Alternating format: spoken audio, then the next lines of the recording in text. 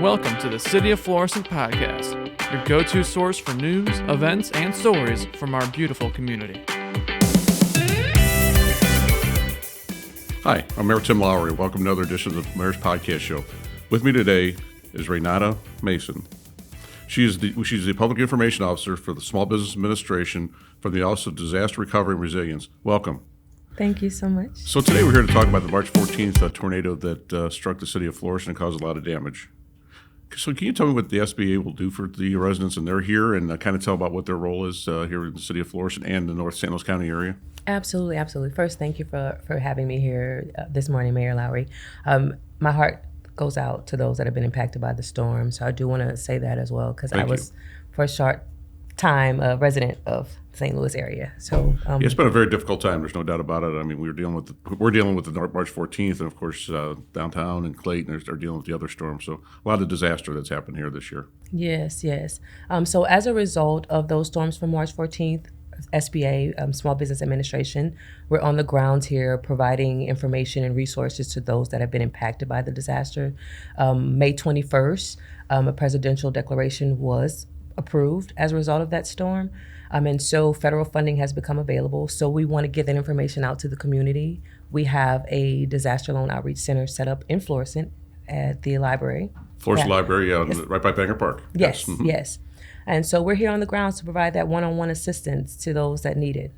Yeah, I had the opportunity to visit there yesterday, and that's a nice setup you guys have, and a lot of people from SBA were there yesterday, and certainly in the St. Louis area, so we certainly appreciate your help. Absolutely. So exactly, kind of explain the process, how this works for our residents, and what do they do? Yes. So our customer service representatives are on the grounds to do the one-on-one assistance, again, for those who are seeking that funding. We have the customer service reps that will guide them through the application process. They can go into the center and they will be given the information of what's available to them based on whether they're a homeowner, a renter, a business, or a nonprofit. Some people seem to not know that the Small Business Administration does provide assistance to renters and homeowners as well, because it's confusing with our name. Right, exactly. Yeah. So what you provide is a loan. And I think what we find out is that when a disaster happens, a lot of people are underinsured. And that's obviously a big problem. And you guys come in and you give these low interest loans to help them out. Kind of explain that a little bit. Yes. So again, yes, you're correct. These are low interest rate loans. When I explain the program to individuals, I say, think of us as a stacking of resources. We do cover anything that's underinsured or uninsured. For our renters, we can cover up to $100,000 to help replace any personal property, personal belongings. For homeowners, we can cover up to $500,000 to do any type of repairs or reconstruction, a complete new build if needed. In addition to that, the $100,000 as well for personal property. Those two, we have the interest rate starting at 2.75% because, again, this is a loan. For businesses and nonprofits, we can offer up to $2 million. That can go towards either physical damages of the real estate or equipment and inventory, but also to the loss of revenue, economic injury loss. So we talked about it, that you're set up at the Florissant Library, got a real nice setup there, and like I said, really nice. So do our residents need to make an appointment to come see you, or how does that work? Yeah, so appointments are not necessary. Okay. You can make those appointments because what we do is we're taking into consideration what your scheduling looks like, when that person is available. It also helps us to determine if we need to add extra staff in that center.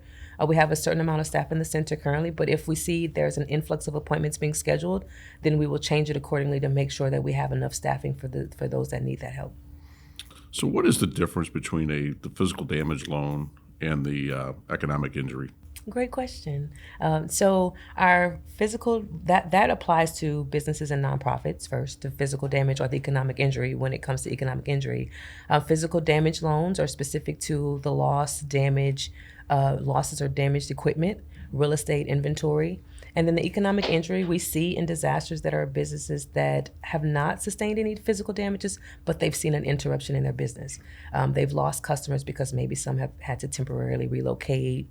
They've obviously gone through things so they can't, visit your business or frequent your business. And so there's a drop or a decrease and the revenue that those businesses see. So we offer funding for that as well. Very good. So kind of explain the application process. When they come to see you guys on an appointment or just walk in, what do they need to bring with them?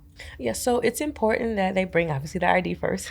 We want to make sure that they are in, because one of the first requirements that we have is that you're located in a declared county. And so you want to bring your ID in. It shows and verifies that you are located in the area that has been declared. And also it starts the application process. Also, any documentation that you may have. If it's insurance, if you have insurance, bring that insurance information. If you're a business or a nonprofit, you want to bring proof of that information. But I also want to state that if you don't have that information, we don't want to say or discourage you from not coming in, because we will still begin the application process without the documentation needed, and you'll be able to see what additional information you'll need later on in that application process. Very good. So is there a deadline? Yes, there's a deadline. Okay. Yes. So we have 2 separate deadlines, and I'm just going to turn to my page Absolutely. and tell you what that deadline is, since we've been having quite a few. But for the physical damages, the deadline is July 21st. We push out the economic injury disaster loan deadline for about 9 months, so that deadline is February 23rd. And of course, it's because businesses may not immediately see a decrease or a loss or a drop in their revenue. Sometimes it takes time to see, so we push that deadline out a little further. Very good. Do you guys have a timeline how long you'll be here in the city of Florissant, in North County? We, Mayor Lowery, are here on the boots on the ground until we're no longer needed. So our job here is not just the now recovery, but the long-term recovery. And so we're going to continue to be here as long as we're asked to be here, as long as we see the need.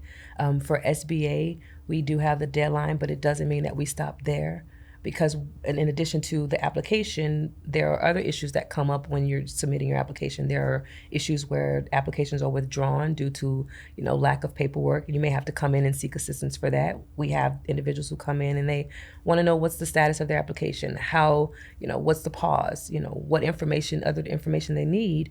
And so we want to make sure that we have the one-on-one assistance here remaining until they tell us to leave. Very good. Well, we definitely appreciate you being here, because we certainly do have a need here in obviously Florissant, North St. Louis County, and it seems like you're going to be in St. Louis for a long time with all with the tornado that just occurred down in the city. So I'm sure that eventually you guys will be down there if you're not already there. Yes. So can you tell me what the difference is, or kind of tell what the difference is between the SBA and FEMA? Oh, yes, absolutely. Absolutely. So as we mentioned earlier, SBA does provide loan funding. FEMA is a grant assistance program. And of course, grants are not necessarily set up to make you completely whole. It's like a patch. So for SBA, with the loan funding that we provide, we look at that long-term recovery process. The amounts that we can loan, they extend farther than grant funding that's available. And so again, the FEMA has the grant funding, does not have to be paid back. SBA's loan funding does have to, but we do have a larger amount that we can loan out to individuals. So what are the interest rates for like the nonprofits and the businesses? Great question. So our nonprofit interest rates are a fixed interest rate of 3.62%. For businesses, that interest rate starts at 4%. For all of our loans that we provide, whether it's a renter, homeowner, business, or nonprofit, we offer a 12-month deferral. So you can start your recovery process. You don't have to worry about paying that loan back for a year. And throughout that time, there's no interest accrual. And the loan terms are up to 30 years. Oh, 30 years, okay. Yes, the loan terms are up to 30 years. And that allows, again, that individual to be able to get back in that recovery process without having the full stress of, large payment. Very good.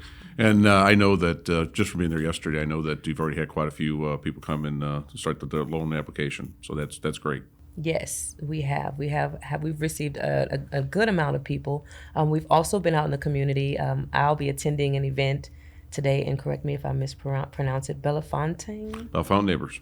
Okay, I'll be there. There's an event that we're having today, disaster relief workshop. So I'll be attending that today from 2 to 7. We also have another event on Saturday from 12 to 4. So we're out not only at the Disaster Loan Outreach Center, but we're getting out in the community as well. Our goal is to go to the people, be out in those neighborhoods. Yeah, I know you had one set up Wednesday at our city hall, and unfortunately we had another storm come through, and we had to kind of cancel that at the last minute. But I do believe the one is at Bellefontaine Neighbors City Hall today. I do believe that's correct, and so you guys will be available if people want to stop by there to see them at their city hall. Yes, we'll be there. Yes, we did have that scare on Wednesday. I was down in the basement. At their city hall, yes. We want to thank you for being here today and certainly coming to our city and offering the assistance because we certainly need it. We have a lot of residents here that need help, so thank you for being here. Absolutely. And again, thank you for having me. And I just want to say that recovery process is a journey. I've been doing this since Hurricane Harvey in 2017. I'm trying to remember. And I know that it's not easy, but we are here for the long haul. We're going to be here for the long haul. We call ourselves the Blue Shirt, Blue Jacket Mafia because we're everywhere. And so just want people to know that we sincerely care. So we are going to be here. And thank you again for having me. Thank you so much for being here. Mm-hmm. This concludes another edition of the Mayor's Podcast Show. We are Florissant Strong.